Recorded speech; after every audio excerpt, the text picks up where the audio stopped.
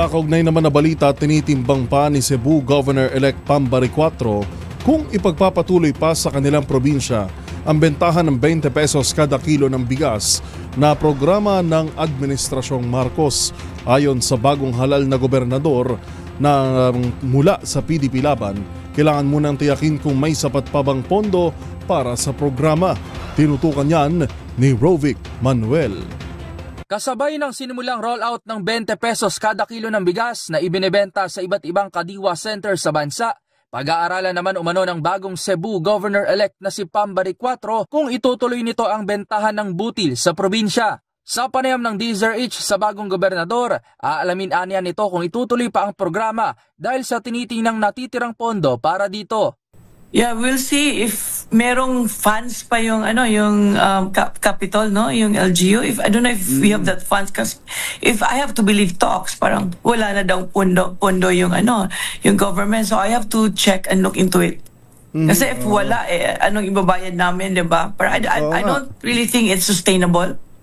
We'll see. If merong funds, then why not, di ba? Pero pag wala, we cannot spend what we do not have. Ayon kay Bari 4, nang tanungin ng kaniyang magiging plano, uunahin umano nito ang pagpapahusay sa healthcare system sa probinsya.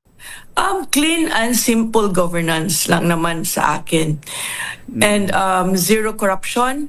And of course, yung promise ko, no, sa mga Cebuanos, no, yung hospital yung uunahin ko. Kasi meron kaming problema dito sa healthcare. Access ng healthcare namin dito.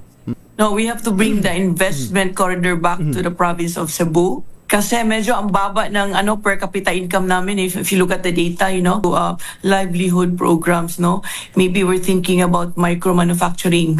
Ayon kay Bari 4, hindi nito inaasahan ang laki ng botong makukuha dahil sa kaniyang simple at direktang pangangampanya sa tao. Wala akong machinery. So kaya nga sabi ko, I want to be known as the people's governor. Kasi yung mga tao lang talaga sa akin, yung kagabay ko. Samantala, dagdag pa ng bagong gobernador, bukas umano ito sa reconciliation o pakikipag-usap kay Governor Garcia para sa maayos na transition sa pamamahala sa probinsya at nagpasalamat naman sa mga Cebuano na nagtiwala sa kaniya.